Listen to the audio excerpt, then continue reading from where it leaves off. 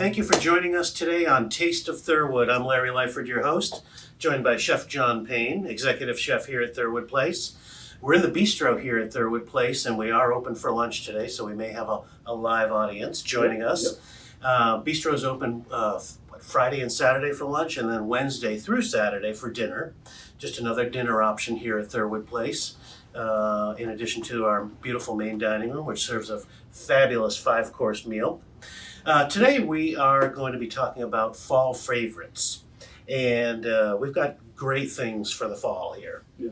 So today we're going to demonstrate how we make our roasted butternut squash and apple bisque. Mm-hmm. We're going to do a stuffed pork tenderloin with spinach and cheese. Mm-hmm. We have a roasted red pepper supreme sauce to go along with that. Yep.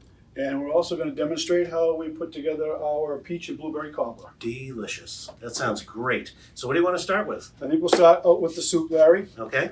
I take a stock pot, a pot like this, some oil or butter. This is butter. Mm-hmm. I have here some prepared vegetables. I have some carrots, onion, and celery, a mirepoix. Mm-hmm. We're going to saute those until they're tender. Smells good already. I was just going to say that. So we're just going to turn this up a little, and we're going to saute these until they get nice and tender inside.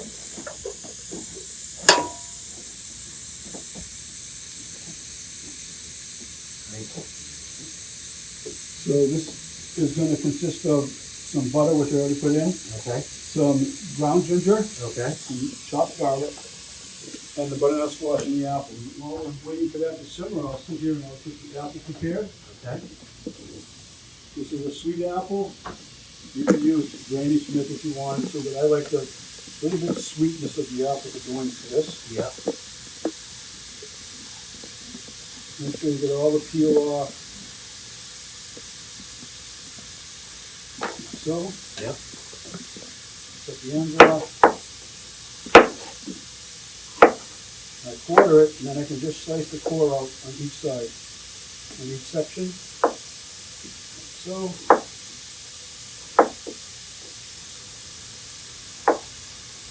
And I'm going to chop this into small pieces. Okay.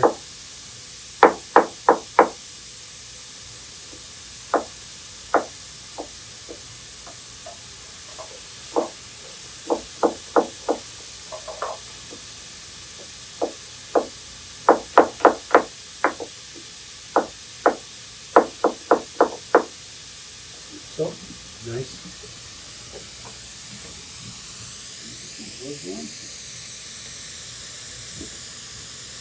You have made us in the past a butternut bisque with lobster in it. Yes. We can't stop talking about it. No. That's Sure, also a one. very good one, especially for this time of year too. We're just sauteing up nicely. We got the onions are starting to get transparent. Once the onions and the celery become transparent, we're ready Okay. to put the rest of the ingredients together. Yeah. Tidy up my station.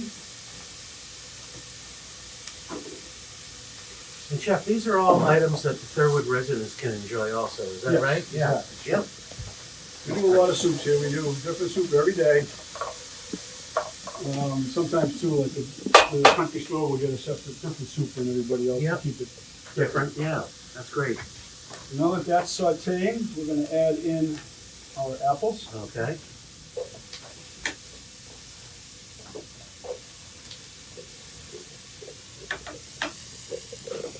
And here I have some butternut squash that I have split lengthwise. Okay. I took the seeds out, Yep. olive oiled them, put them on a sheet pan, and I roasted them in the oven for about 40 minutes at 350 Okay. until it became soft and Nice tender. and soft, yep.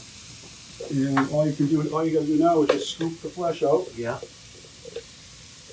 Instead of, you could chop it and cook it in the broth if you wanted to, but it's also a lot easier. You get a nice flavor from the roasting of the squash. Yep. And that's why I do it that way.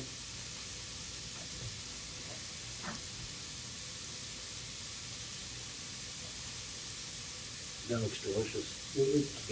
Well, you get a nice caramelization out of the sugars of the squash help, Right. help sweeten the soup. Yeah. Give it a nice different kind of flavor. You both squash halves. So with one squash like that and the apple that you added, how many will this serve? Will this make 6 or 8 cups? At least 8 cups. Yeah, okay. Of course, here we make it in much larger quantities. Right, Because we're feeding 160 people right. the soup. And it doesn't have to be any situation normal. You can I just swish it, put it right in there. Yeah. Just give it a squeeze. Yep. Smush it up. Like so.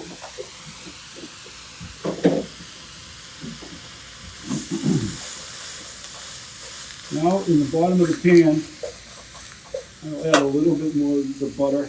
Okay. I'm going to add my garlic in here, and I don't want to burn it. And just brown it, not brown it, but let it simmer there for just 30 seconds or so, so it doesn't burn. And now when we add in the ground ginger. Okay. Nice.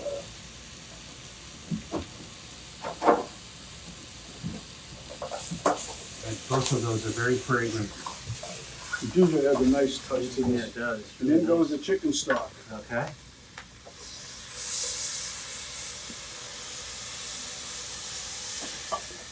That smells good. That does smell good. So now we would simmer this Mm-hmm.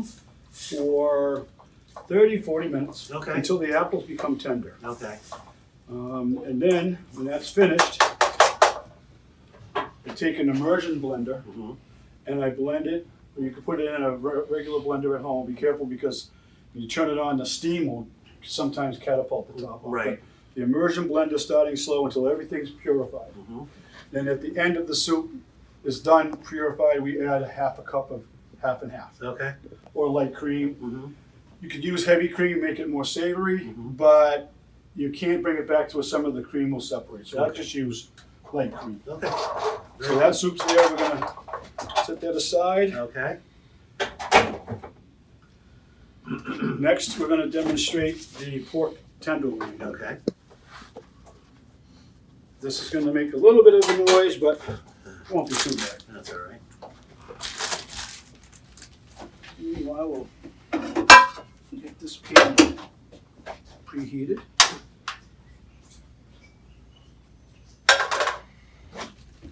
So here I have a pork tenderloin, very affordable cut of meat, but to me one of the nicest pieces of meat out there. Mm-hmm. You can take off the silver skin and some of the fat on the top. It peels off quite easily. Mm-hmm. Gives a little help. You see it almost peels off by itself. Yep. And the silver skin you have to take off. It's very tough. Okay. You get your knife under it just a little bit like that. Yeah.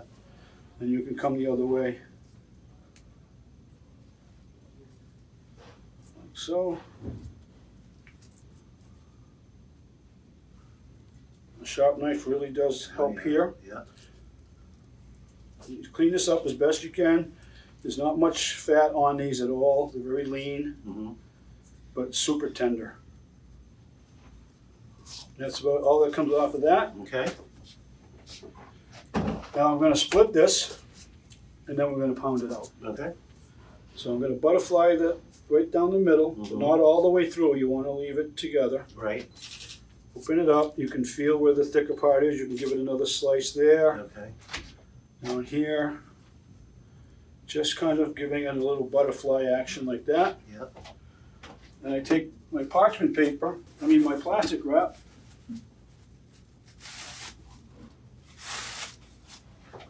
I lay this on the bottom, like so. Probably do this with a really big chicken breast too. Yes, you could. And then we're going to slowly, with our mallet, work the meat down to the same thickness. Spread it out as much as we can without breaking through the meat, obviously. It's a very tender piece of meat, so it does spread quite easily. You just take your time, work your way around, down the middle.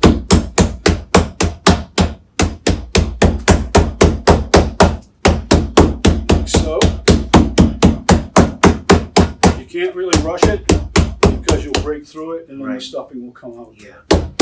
So just take your time. You want to get it to about a half-inch thick.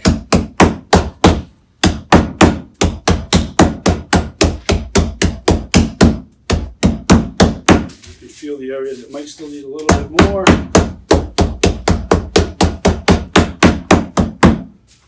There we go. You take off your top section, and here's what you have. You just double the size of it. You got a nice flat piece of pork tenderloin. Yep. The proper word for this is Florentine. Mm-hmm. So this is a spinach and Swiss cheese mix, about 50-50. I steam the spinach off until it just turns green. Mm-hmm. And I shred the Swiss cheese and I just mix it together until it becomes like a little stuffing. Okay. And I'm just going to spread this out evenly on the tenderloin.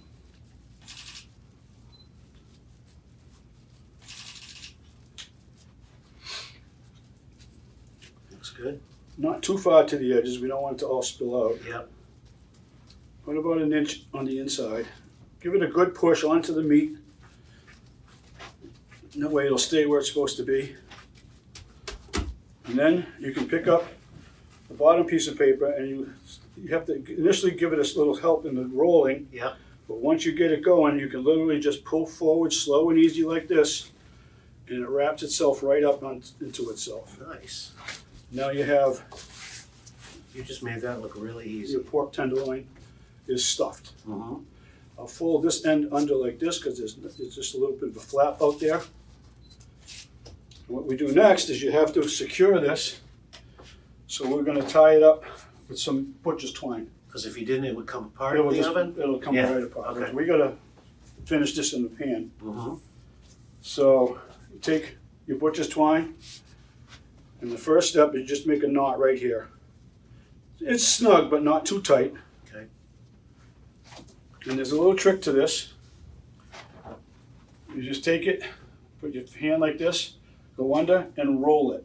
Okay. So under, Yeah. roll. Roll. Okay. One complete turn. Slide it under the pork a little bit, about an inch. And as it comes tight, you just work it back and forth like this. So again, you're going to repeat this performance all the way down. Yeah. Going every inch or Back so. and forth to get Yeah. it to tighten up. Yep. Again, twist to complete 360. Twist.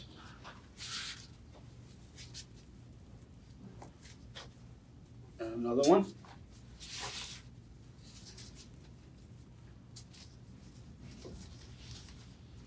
Another one.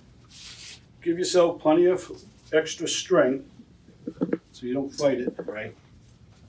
And then another twist. And we'll end it right here. So at the end, Mm-hmm. I cut the string off.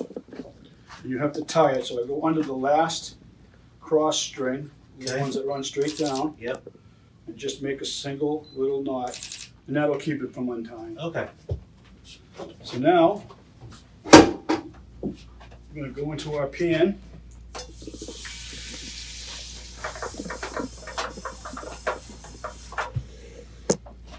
Add some of our butter in there. Again, you can always use olive oil or vegetable oil, canola, whatever your preference is. I'm going to turn this up a little bit more. And we're going to season our pork tenderloin. This is the salt and pepper mix that we make here and use in the kitchen. You could put Montreal steak seasoning on this, garlic salt, you can use whatever you Yeah. like at home. Sounds good. But to keep it simple today, we're just going to use salt and pepper. And the string side tied down goes in first. Okay. And we're going to brown that up evenly all around the sides. All four sides, just keep rolling it. While that's going, we'll start to prepare our dessert. Okay. We're going to do a cobbler, blueberry and peach, in this size pan here, which will give you at least a dozen. Okay. Sounds good. Start with our mixing bowl.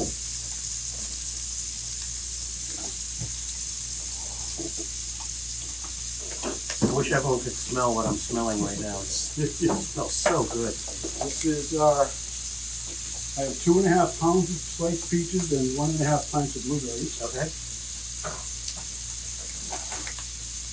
And this just goes right in here like that. This is really very simple to make.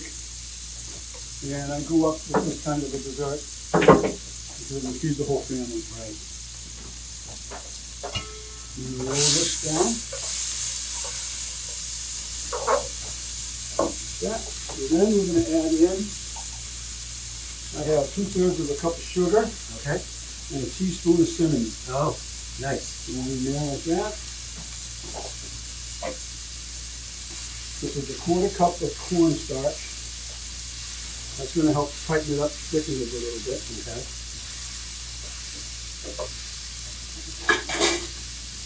Now we just mix this all together. It's going to get a little thick from the cornstarch. So we'll just blend the sugar and everything together.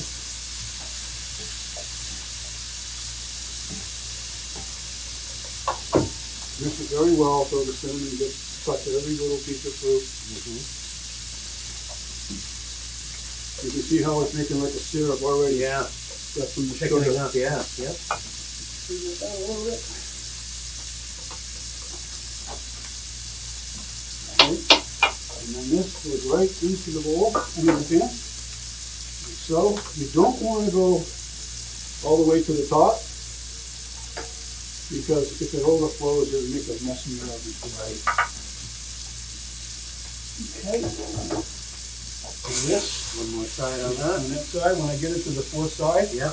and now I take this and I put it in my oven. Okay.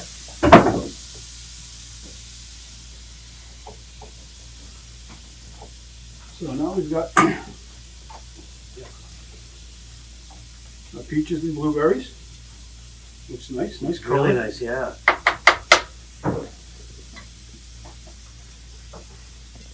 I took the liberty to pre-rolling my biscuit topping Yep. because I would make a big mess out here. Right. So that's a biscuit topping? Yes. Yep. I use Bisquick. Yeah. It's quick, it's easy. Yep. I use buttermilk instead of water. It makes it more Mm-hmm. elegant. Sounds delicious. Now this, cool little way to get it onto Yep. this rolling thing somewhere. Oh, here it is. Okay. One way to get it onto the pan easily is to just take it and roll it up onto a rolling pin like this, Mm-hmm. And then unroll it. and unroll it right onto the pan like that. Nice. And a little extra, so we'll just cut that off with our knife. And then I just settle it in, Mm-hmm. right in on top of the fruit. Like so. Gets good coverage. Yeah. Looks good. Before it goes in the oven, I brush it with an egg wash, Which is just a beat up egg. just a scrambled egg. Scrambled egg. Take a pastry brush, and we'll just brush that crust. It'll give it a nice golden sheen when it's cooked in the oven. It'll be pretty. Mm-hmm.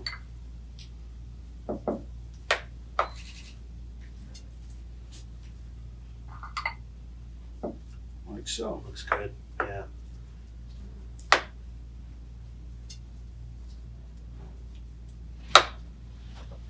Oh. Nice. So then I wipe the edges so the pan doesn't get all burnt. And again, you can see I'm a little recessed into the pan because if it was full to the top, the berries would boil over, Right. and make a mess of your oven. Yep. So this is ready for the oven. This Okay. goes in a 350-degree oven for like 45 minutes. Okay.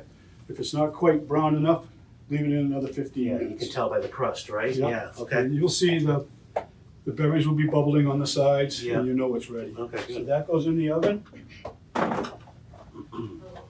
And so before the show, I made the bisque ahead of time. Yep. And this is the consistency we have with the cream. Yep, that's right after you blended it. Yep. Yep. Nice and smooth. Yeah. We've already added the cream. Added the cream, yep. So we're gonna just reheat this soup now.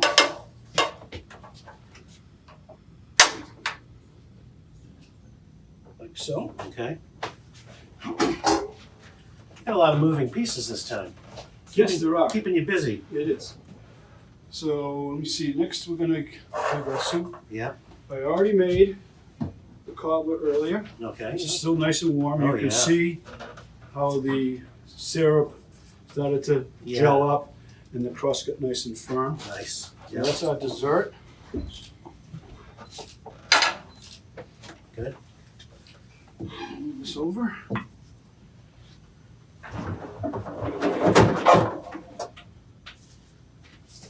Bring up our cutting board. Okay.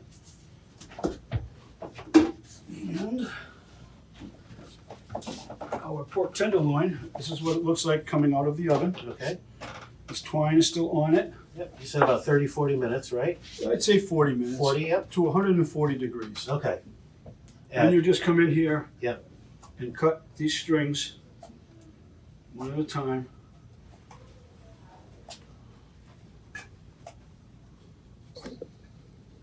Like so. Okay. And then you just pull them off. Yep.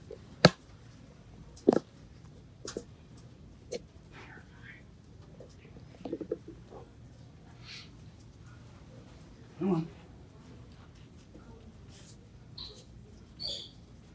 Nice. They'll come off just like that. Yeah, nice and easy.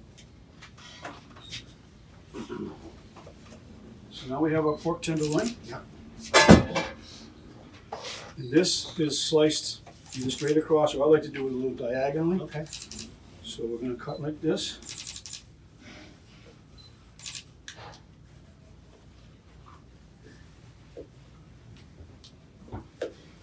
We'll have 3 beautiful slices like this. Yeah, very The nice. spinach and cheese is all inside. Mhm.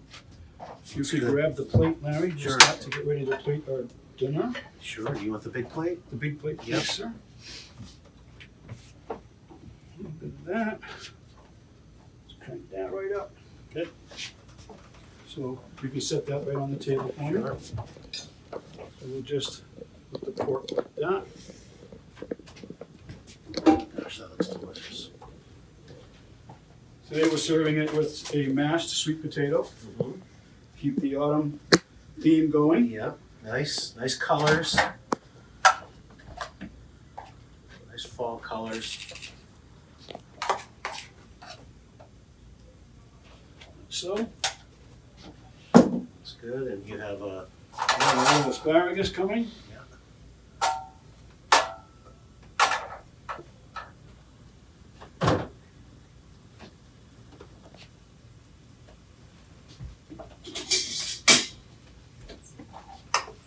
Nice and hot.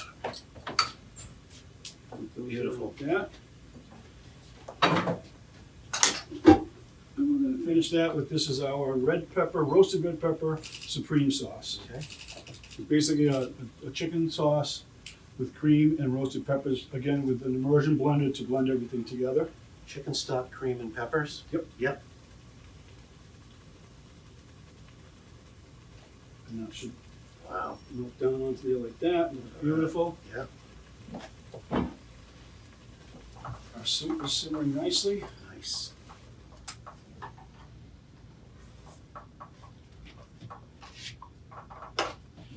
The soup. Yep. Have a cup here, sir. Just pour that off then. I'm gonna just pour a little cup of soup here. Okay. This is our bisque. Turn that down low. I'm gonna garnish this bisque with a little sour cream. Yep. Like that. Chopped chives.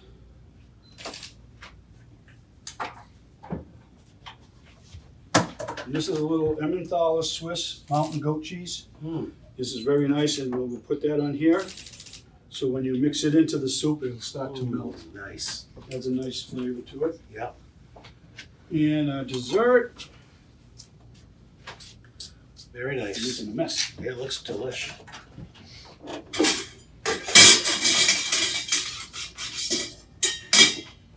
More cobbler. Come in here and take a nice scoop of that.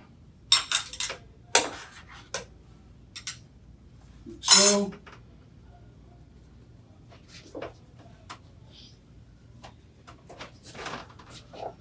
Like that.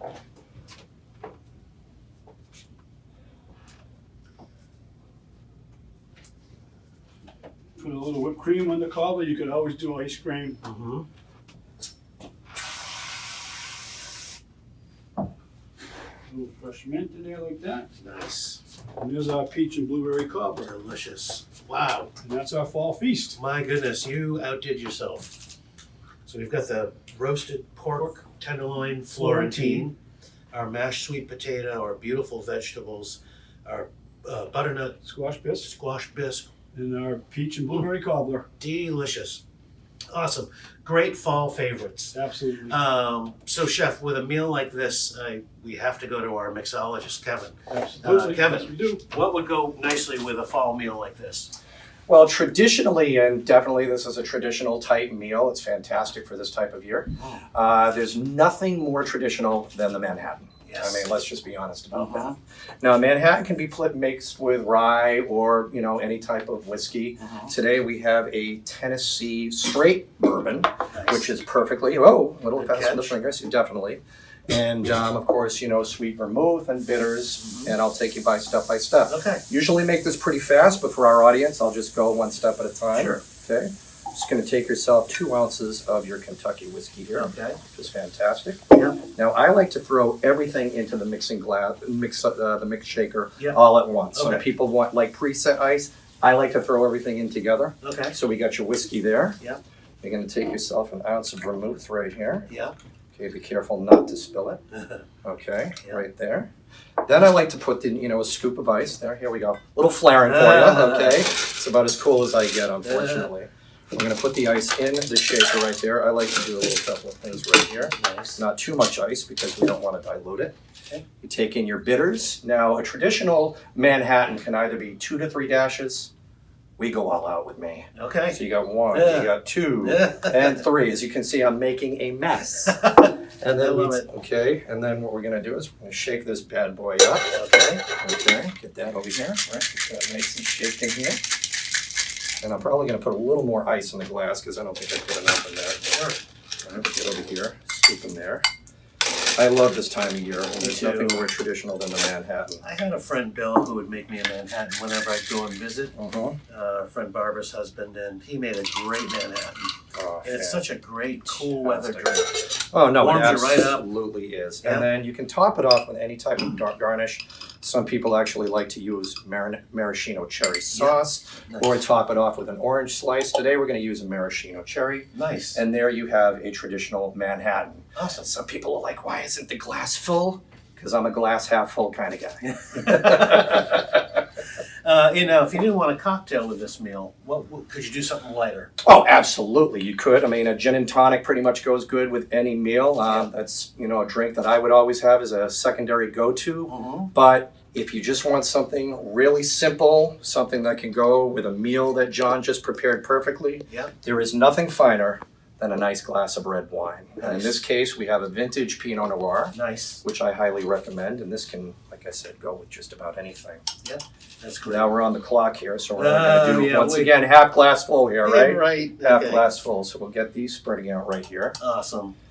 And then, of course, we all know how to drink a glass of wine. Yep. And thank you for showing us how to make the Manhattan. Oh my God, it's fantastic. And it's a Yeah. very easy drink It to is. make. I Yeah. mean, bitters, whiskey, Yeah. or bourbon. And then, of course, a Manhattan, you can change the ingredients. You can use rum, you can use just about any of the hard liquors, but tradition is what we're all about. Yeah. And I like Kentucky sipping whiskey myself, and we have a nice Kentucky bourbon here. Nice. Well, join me and John over here. Absolutely. John, for you. Oh, you got it? For you, John? Excellent. Okay. All right, we're going to dig in a minute, too. Absolutely. Thank you for joining us on Taste of Thirwood today. Chef, Thank Kevin. you, Larry. Kevin. cheers. Bon appetit. Bon appetit. Sláinte. Remember to follow us on Facebook Delicious. We have great live videos from Facebook too. You can go to our YouTube channel to see those. And come visit us here at Thirwood Place. It's Cape Cod's premier senior living community. We're so proud of our food and with what John and his team do.